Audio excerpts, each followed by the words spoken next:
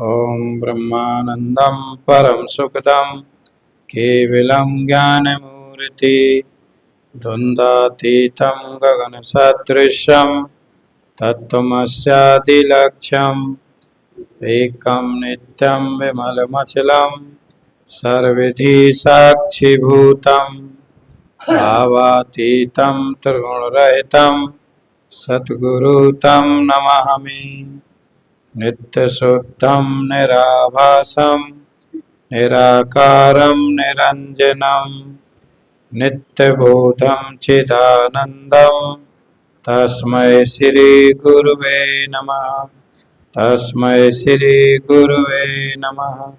तस्मै श्री गुरुवे नमः। सच्चिदानंद भगवान की जय। हमेशा संत तो यही चाहते हैं कि जैसे आत्म साक्षात्कार प्राप्त करके देह अभिमान से रहित होकर हम जीवन जी रहे हैं, ऐसे ही परमार्थ के जो जिज्ञासु हैं वो भी देह अभिमान से रहित होकर अपने जीवन को जीवें।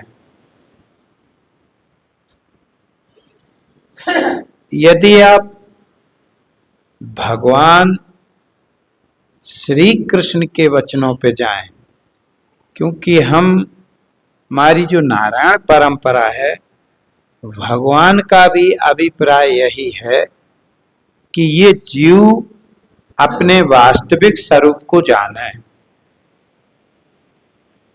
वास्तविक स्वरूप को जानने के उपरांत ही यह दुखों से इसका अंत हो सकता है। अब वास्तविक स्वरूप इसका जो है वो सत चित आनंद रूप है। वास्तविक स्वरूप और कुछ नहीं, सत चित आनंद, जिसको हम मैं रूप से देख रहे, ये वास्तव में वास्तविक आपका स्वरूप नहीं है। जिसको हम मैं कह रहे, ये तो माया का स्वरूप है। इसीलिए नारायण जो माया के अभिमान से युक्त होकर और फिर जीवन जी रहा है, उसे तो बार बार जन्मना और मरना ही पड़ेगा। इसीलिए भगवान श्री कृष्ण संकेत करते हैं, अर्जुन को समझाते हैं, बतलाते हैं। और देखा जाए तो भगवान श्री कृष्ण ने अर्जुन को माध्यम बना के हर एक जिज्ञासु जीव के लिए कल्याणप्रद जो मार्ग है वह कहा। जो जगत के विषयों से युक्त है उनका बात छोड़ो, पर जो भगवत प्राप्ति करना चाह रहा है, जो चाह रहा है कि मैं जन्म और मृत्यु के बंधन से छूटूं, तो भगवान श्री कृष्ण ने कहा आवृतम ज्ञानेन एतेन ज्ञानने नित्य वेरुणा काम रूपेण कौन्ते। अब ज्ञान का देखो, अब विरोधी कौन है? दुष्पूरेण नलैन चा। आवृत माने जो ढकने वाला, आच्छादित करने वाला, जो आच्छादित कर दे। आवृत ज्ञानम एतेन, ज्ञान ने नित्य वेरुणा, कौन है जो ज्ञान को आवृत कर लेता है? काम रूपेण कौन्ते। अब जहां ये बात आ रही है काम रूपेण कौन्ते, ये जो काम, जो इच्छाएं, ये ज्ञान की नित्य बेरी है। क्योंकि ये जो कामना है, जो इच्छाएं हैं, ये आत्म और अनात्म विवेक को आच्छादित कर देते हैं। जैसे सहज में बच्चे का खेलना कूदना पढ़ाई को आच्छादित कर देता है। जैसे गांव में आपने देखा हो, कई लोग चौपर वगैरह पहले खेलते थे तो कहते वो इतने मगन हो जाते थे, उधर खेती ही उनकी खराब हो जाती थी। तो जैसे ये कामनाओं ने जगत व्यवहार के काम में विधान डाल दिया, ठीक इसी तरह नारायण ये जो कामनाएं हैं ना, इच्छाओं का जब तांता लगता है तो ज्ञान के नित्य बैरी है, क्योंकि वो इच्छाओं में जहां मन गया तो जो अध्यात्म विचार हैं ये फिर यहां ढक जाते हैं। वो जो विचार हमारे अंतःकरण में होना चाहिए वो विचार नहीं होते हैं। जिन विचारों से जगत का नाश ही नहीं होना, अज्ञान की निवृत्ति ही नहीं होना, वो विचार, तो ये जो काम है, जो इच्छाएं हैं, ये इच्छाएं हमारे ज्ञान को ढक देती हैं। ये बहुत दोषपूर्ण है। इसलिए नारायण इस ज्ञान को प्राप्त करना है तो इच्छाओं का दमन करो। कितनी बार ये शरीर बोलता है, अभी आप श्रवण कर रहे, अभी मान ली जाए कि आपकी मनोवृत्ति यहाँ स्थित ना हो, कहीं अन्यंत्र चली जाए तो इतने में क्या उपदेश, क्या शब्द ने कर गए ये पता ही नहीं चलेगा। कभी होता ना ऐसा, अपन सत्संग सुन रहे और सत्संग में तो चित्त नहीं रहा, लेकिन कोई घर में बात हो गई या कोई ऐसा होगा उसमें चित्त चला गया, तो इतनी देर क्या संतों के मुखारबिंद से वचन निकले वो आपके अंतःकरण में ठहर नहीं, क्योंकि उस समय तो तुम्हारी कामना ने चित्त को कामना से वशीभूत कर दिया था। इसीलिए ये कहा जाता है, थोड़े मैं सब कहूं बुझाई, भगवान राम के वचन है, पर सुनहो तात मन मति चित्त लाई। मन कहिए मन, मति कहिए बुद्धि, और चित्त को लय कहिए शांत करके, बस सिर्फ तो सिर्फ तत्वदर्शी महापुरुषों के वचनों में समावेश हमारा मन हो। जैसे कहीं झगड़ा होता है ना, तो उस झगड़े के वचनों में हमारा मन कैसे समावेश हो जाता है। दो आदमी लड़ते, एक दूसरे को उल्टा सीधा बोलते हैं, तो अपन सुनने वाले के भी मन उन लड़ने वालों के जो बोले जा रहे हैं उनमें समावेश हो जाता है। ठीक इसी तरह नारायण ये हमारे मन को संतों के वचनों में समावेश हो जाना चाहिए। भगवान श्री कृष्ण का अभिप्राय कि जब आप संतों के वचनों में समावेश अपने मन को कर दोगे तो मन में आत्मज्ञान के विचार का स्फुरण होगा। तो ये जो काम रूपेण जो कामनाएं हैं, जिनके कारण सुख और दुखों का सहयोग है, हे अर्जुन, इन्हें मौका नहीं मिलेगा। और बोले कब तक ये रहना है? बोले जब तक मुझे अपने आत्म स्वरूप का यथार्थ साक्षात्कार ना हो जाए, भ्रांति रहे। इसलिए नारायण कामना ने, अब मैं बताऊं आपको, कामना ही इसे स्वर्ग ले जाती है, कामना ही इसे बैकुंठ ले जाती है, कामना ही इसे नरक ले जाती है। कामना के कारण ही ये जन्म और मरण रूपी चक्र में पड़ा हुआ रहता है। और कामना का आत्मज्ञान के अतिरिक्त और कोई इसका दूसरा नाश करने में सक्षम नहीं है। कामना मतलब मूल माया, और माया जो अज्ञान है इसका ज्ञान करके ही नाश होता है। ब्रह्म प्रकाश से ही माया का ध्वंस हो सकता है। माया के ध्वंस में और कोई दूसरा उपाय नहीं है। इसलिए नारायण इस मनुष्य जीवन को समझो। मैं फिर कह रहा हूं, यहां सवाल ये नहीं कि यहाँ स्त्री है कि पुरुष है, सवाल ये है कि कौन इस परमात्म तत्व के जानने के लिए प्रयत्नरत है। जो परमात्म तत्व के जानने के लिए प्रयत्नरत है वो मनुष्य है। अन्यथा यदि आप परमात्म प्राप्ति के लिए प्रयत्नरत नहीं है, सिर्फ जगत के भोग पदार्थों से ही युक्त हो, तो समझ लो कि आप अभी मनुष्यता है ही नहीं। क्योंकि मनुष्य में भी मनुष्यता होना, मनुष्य में भी मनुष्यता होना, ये ना तो आप देखें मनुष्यों को, कई लोगों को सहज में बोलते हैं, अरे भैया फलाना आदमी तो जानवर है, जानवर से तुलना करते, दुष्ट है। तो कारण क्या है? ऐसा नहीं, क्योंकि उनकी जो बुद्धि है वो बुद्धि भी उनकी वैसी ही होती है। अच्छा, आत्म विचार मनुष्य शरीर के अतिरिक्त अन्य किसी भी शरीर में संभव नहीं है। इसलिए नारायण, जब कभी भी बैठो तो विचार करके देखो, मैं कौन हूं, देह क्या है, मैं कौन हूं, मन क्या है, मैं कौन हूं, बुद्धि क्या है। जब आप विचार करके देखोगे तो मैं को नित्य चैतन्य रूप पाओगे और मन बुद्धि शरीर आदि को विकारी पाओगे। मैं जो है ना वो उत्पत्ति नाश से रहित पाओगे और देह आदि को उत्पत्ति नाश वाला पाओगे। जब मैं को आप जानोगे ना तो बिल्कुल निर्विकार देखोगे, पर इंद्रियां मन बुद्धि आदि को विकारी देखोगे। और ये सब संभव इसी मनुष्य शरीर में हो सकता है।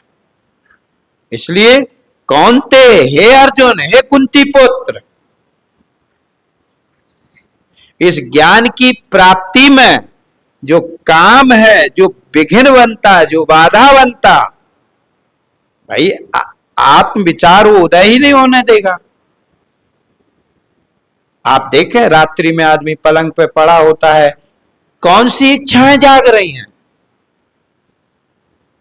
आप थोड़ा विचार करके देखो, परमात्म संबंधी कोई विचार क्या इसके अंतःकरण में स्फुरण हो रहा है? लेटा है, पर विचार वो चल रहे हैं जिससे चित्तवृत्तियां संसार की ओर प्रभावित हो रही हैं। यही तो कामना है, उन्हीं विषयों के चिंतन में जिससे वृत्तियां बहिरंग गमन कर रही। तो हो गया ना बेरी। सुबह उठते ही आप देखो मनोवृत्तियां सुबह से लेकर शाम तक किस विषय के चिंतन से भरपूर है?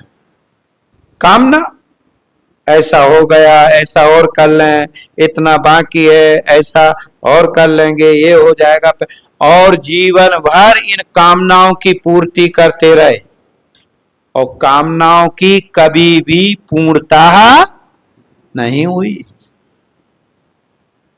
ईमानदारी से आप देखो, जब से आपने होश संभाला होगा तब से आपके अंतःकरण में कामनाएं जागी होंगी। ऐसा करना है, ये कर लें, ऐसा और कर लेंगे, ऐसा हो जाएगा, ये और कर लें।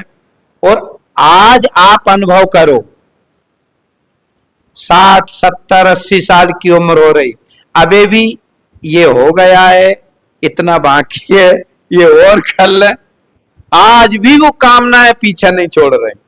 अब ये कामनाओं के कारण मैं चैतन्य हूं, मैं देह रूप नहीं हूं, ये विचार कुंठित हो जाते हैं, ये विचार दब जाते हैं। जो तत्वदर्शी महापुरुष मुझे आत्म और अनात्म विषय का उपदेश देते हैं, वो विचार को जगह ही नहीं दे रही है कामनाएं। ज्यादा बहुत मन ज्यादा विक्षिप्त हुआ तो एकांत में गया, आदमी ने एकांत में थोड़ी देर भगवान की आराधना करी, शांत मन किया, थोड़ा स्थिरता मिली, सुख की अनुभूति रही, तो लगा कि हम भगवान के मंदिर में जाते हैं तो मुझे सुख मिलता है। मिलेगा, क्योंकि वहां जाते ही तुम्हारी वृत्तियां समाहित होती हैं। जैसे अभी मान ली जाए कि एकांत कहीं जंगल में चले जाओ, शांत जंगल का वातावरण होता है, तो वहां वृत्तियां भी आपकी शांत हो जाएंगी। जैसे ही आप कहीं जंगल में एकांत में गए, कोई आश्रम है, आश्रम में जाते ही आपकी मनोवृत्तियां समाहित होती, अरे देखो संत ने तपस्या की होगी, कितने आनंद में रहे, वहां आपकी वृत्तियां ठहरी, और जैसी वृत्तियां ठहरी तैसे ही सुख की अनुभूति हुई। शांत वृत्तियां सुख का हेतु है, सतोगुण की शांत वृत्तियां हैं, और शांत वृत्तियां आनंद का दाता हैं। पर शांत वृत्तियां अध्यास, देह अभिमान, देह अहंकार की निर्वर्तक नहीं है। ये तो जब आप वस्तु विचार करोगे तब मैं देह नहीं हूं ये समझ में आएगा। और वस्तु विचार क्या? आत्म वस्तु विचार। अभी तो हम देह वस्तु का ही विचार कर रहे हैं, आत्म वस्तु का विचार जो सत्य वस्तु है। इसलिए नारायण, वृत्तियां शांत तो हो सकती हैं लेकिन अध्यास की निवृत्ति नहीं हो सकती। अध्यास की निवृत्ति के लिए महावाक्यों का श्रवण जरूरी है, क्योंकि महावाक्य ही है जो तुम्हारे अध्यास को मिटा सकते हैं। प्रज्ञानम ब्रह्म, तत्त्वमसि ब्रह्म, आय आत्मा ब्रह्म, अहम ब्रह्मास्मि। ये चार वेदों के चार महावाक्य हैं। तत्त्वमसि ब्रह्म ये सतगुरु ही बताएंगे। देखो, उद्दालक मुनि ने अपने पुत्र सुवेद केतु को 9 बार तत्त्वमसि का उपदेश दिया है। 9 बार तत्त्वमसि कि तू वही है, तब जाके वो समझ सका। और बताऊं, अभी के जो जीवों की स्थिति है, ये तो कितनी ही बार सुने, और जब तक ये तत्त्वमसि के विचार विषय इनकी बुद्धि तद्रूप नहीं होगी विचारों में, तब तक इस अध्यास की निवृत्ति होने वाली नहीं है। जैसे 10वें को बतलाने वाला उस घोड़सवार ने कहा, 9 का गिनने वाला 10वां तू। ठीक इसी तरह सतगुरु भी बतलाते हैं कि देह, इंद्रियां, प्राण आदि जड़ पदार्थों का जानने वाला चेतन तू। ये देह, इंद्रियां आदि, शरीर, मन, बुद्धि आदि विकारों को प्रकाशित करने वाला निर्विकार तू।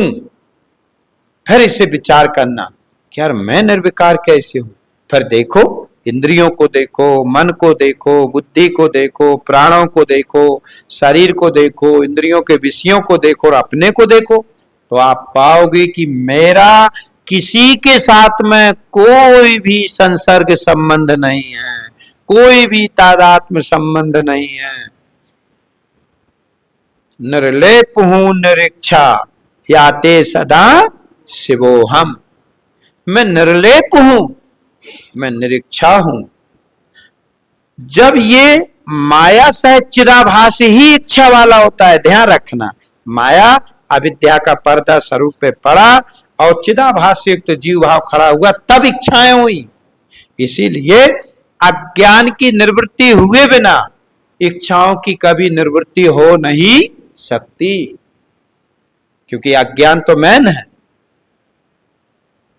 तो माया सहित चिदाभास में इच्छाएं होती हैं, चेतन में इच्छाएं नहीं होती।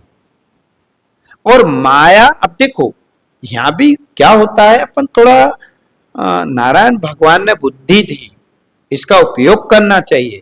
यदि कोई विषय समझ में नहीं आता तो संतों के पास जाओ, उनके पास बैठो, उनसे प्रश्न करो, पूछो कि भगवान ये समझ में नहीं आ रहा है, ये क्या है, इसमें ऐसा कह रहा है, इसमें ऐसा कह रहा है। तो वो संत लोग आपके संशयों की निवृत्ति करेंगे और वह ऐसा उपदेश करेंगे जिससे तुम संशय रहित अपने आत्म स्वरूप की स्थिति लाभ प्राप्त कर सको।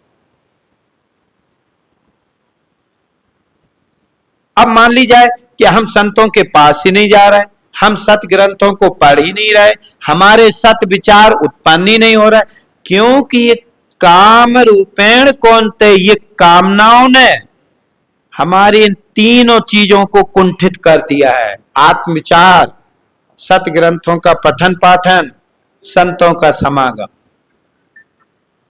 और कभी कभी कोई आदमी संतों के पास चला जाए, कभी 8 दिन 15 दिन थोड़ी देर गया बैठा आ गया, कहता मैं तो संतों के पास जाता हूं। लेकिन एक बात और कह दूं, सच्चा संतों के पास वही जाता है जिसकी भ्रांति रहित होकर जिसे अपने स्वरूप का साक्षात्कार प्राप्त हो, वो संतों के पास गया। लेकिन फिर भी नारायण संतों के तरस परस और मंजन पाना, हरह पाप कह वेद पुराणा। संतों के दर्शन, नेत्रों से दर्शन हो जाए, संतों के स्पर्शन, उन्हें प्रणाम कर ले। दरस परस ये 2 गुण हैं, आदमी ने इसी को मुख्य मान लिया। तीसरा आया मंजन पाना। मंजन माने सत्संग करना, ये मंजन हो रहा, ये मुख्य है। दरस और परस ये गौण है, क्योंकि आप दर्शन करने जाओगे, उनका स्पर्श करोगे, तो आज नहीं तो कल आप सत्संग भी सुनोगे। तो ये दरस और परस ये 2 गुण हो गए। मंजन ये मुख्य हो गया, सत्संग, क्योंकि सत्संग से ही दरस परस और मंजन पाना, हरह पाप कह वेद पुराण। पाप माने अज्ञान की निवृत्ति मंजन करने से ही होगी। अच्छा, अज्ञान की निवृत्ति और किसी दूसरे उपाय से हो भी नहीं सकती। जैसे अंधकार की निवृत्ति एक प्रकाश मात्र है जो अंधकार को ध्वंस कर सकता है, अन्यथा और प्रकाश का कोई अंधकार की निवृत्ति का कोई दूसरा उपाय नहीं है। लाठी मारो, ठेर निकारो, अंधकार को आप लाठियों से पीटो, अंधकार को सब मिलकर के अपन ठेरना चाहे, संभव नहीं है निर्वृत्त कर। लेकिन प्रकाश होते ही, ऐसे ही नारायण यहां भी ज्ञान होते ही अज्ञान रह नहीं सकता। इसीलिए पाप माने अज्ञान, क्योंकि जन्म मृत्यु का कारण कौन है? अज्ञान। सुख दुखों का कारण कौन है? अज्ञान। यह लोक परलोक के गमन आगमन का कारण कौन है? अज्ञान। परमात्मा को आच्छादित करने वाला कौन है? अज्ञान। तो उस अज्ञान की निवृत्ति ही जीवन की सार्थकता है। इसलिए भगवान श्री कृष्ण कह रहा है, आवृतम ज्ञाने एतेन ज्ञानना नित्य वैरिणाम काम रूपेण कौन्ते दुष्पुरेण नले विचा। हे कौन्ते, हे कुंती पुत्र, इस काम को छोड़, ये ज्ञान का वेरी है। और ज्ञान की ओर मतलब काम को छोड़ने का मतलब समझे, काम से वृत्तियों को जब हटाओगे तभी तुम इस अध्यात्म विद्या में वृत्तियों को। अच्छा, ईमानदारी से खुद अनुभव करके देखो, जब हमारे मन में कोई इच्छा नहीं होती है, हम प्रसन्न मन होकर जब श्रवण कर रहे होते हैं, तब आप देखना आप एक एक शब्द का श्रवण कर रहे होते हो। कोई इच्छा नहीं है मन में, किसी प्रकार की कोई कामना नहीं है, सिर्फ तो सिर्फ शब्दों में ही मन विधा हुआ रहे, एक भी शब्द बाहर नहीं जा सकता।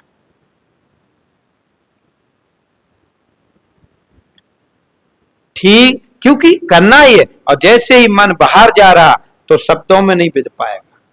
इसलिए नारायण, इस काम को छोड़ो, इस परमात्मा को जानने का प्रयत्न करो जो जीवन में जानने योग्य है। और यदि हमने अपने ये मौका खो दिया नारायण, इसलिए भगवान श्री कृष्ण भी कह रहे हैं, तू तत्वदर्शियों की शरण में जा, उन्हें प्रणाम कर, उनसे प्रश्न कर। जब आप भगवान के वचनों को स्वीकार नहीं करोगे तो संसार में कौन ऐसा उपाय है जो आपको बचा ले जाए? भगवान के ही वचन है ना कि हे अर्जुन, तू तत्वदर्शियों के पास जा, उन्हें साष्टांग प्रणाम कर, उनसे प्रश्न कर। और हम तत्वदर्शियों के पास जा रहे, प्रश्न कर रहे, श्रद्धा रख रहे, यदि ये आ गए तो निश्चित है आपको आत्म साक्षात्कार प्राप्त होने में कोई बाधा नहीं आएगी। और यदि ऐसा नहीं कर रहे तो फिर जब भगवान ही के वचनों पे यकीन नहीं हो रहा। इसीलिए अक्सर लोग जितना भगवान को पूजते हैं, जितना भगवान को मानते हैं, उतनी भगवान की वाणी का आदर नहीं करते हैं। और भगवान की वाणी का आदर ना करने के कारण ही ये संसारी जीव भगवान की पाठ पूजा करने पर भी दुखों से मुक्त नहीं हो पाते। क्योंकि भगवान को तो माना, भगवान को तो पूजा, भगवान की तो आराधना की, लेकिन भगवान की जो वाणी है उसमें आपने अपने मन को नहीं लगाया। जो भगवान कहना चाह रहा है, जो भगवान समझाना चाह रहा है, और भगवान क्या समझाना चाह रहा है, अर्जुन को समझाया। भगवान क्या समझाना चाह रहा है, उद्धव को समझाया। भगवान श्री कृष्ण क्या समझाना चाहते हैं, जो गोपियों को समझाया। आप भगवान के वचनों पर श्रद्धा तो करो, क्योंकि भगवान के वचनों पर श्रद्धा करोगे तो आप भ्रांति मुक्त हो जाओगे। और भगवान के वचनों पर यदि श्रद्धा नहीं करोगे, भगवान को खूब मानोगे, तो भ्रांति मुक्त नहीं हो पाओगे ना। इसलिए भगवान को तो माना पर भगवान की ना मानी, इससे हम अध्यात्म ज्ञान से दूरी हो गई। इसलिए नारायण ये जीवन मिला हुआ है और इस जीवन का सार सत्संग ही है। देखो आप ये मत सोचो, भगवान श्री कृष्ण का और अर्जुन का जो आपस में संवाद हुआ ये सत्संग था, जिससे अर्जुन की भ्रांति दूर होकर और अपने स्वस्वरूप को प्राप्त किया। तो सत्संग के बिना और कौन सा ऐसा आप रास्ता अपनाना चाह रहे कि जिससे आप मुक्त हो जाओ। देखो नारायण, संसार में कर्म और उपासना चित्त शुद्धि के हेतु तो हैं, पर अध्यास की निवृत्ति के हेतु नहीं है। देह के साथ में जो आपका एक अहंकार है, अभिमान है, इसकी निवृत्ति के हेतु नहीं है। इसकी निवृत्ति के हेतु तो किसी तत्वदर्शी महापुरुष के वचन ही संभव है। तो देखो अगर अपन गुरु सानिध्य में ना आए होते तो क्या अध्यास की निवृत्ति हो सकती थी? कभी नहीं होती। जब सतगुरु ने समझाया, बताया तत्वमसि आदि महावाक्यों का बोध, तब भ्रांति दूर हुई। इसलिए नारायण अपने जीवन में सत्संग का सहारा लो, दूसरा और कोई ऐसा नहीं है। इसलिए आवृतम ज्ञानम एतेन ज्ञानिनी नित्य वैरिणा काम रूपेण कौन्ते दुष्पूरेण नले चा।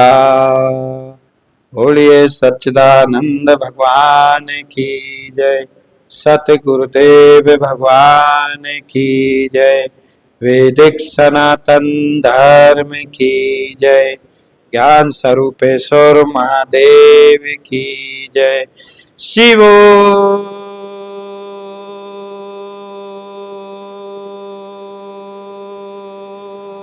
हाँ, शिवो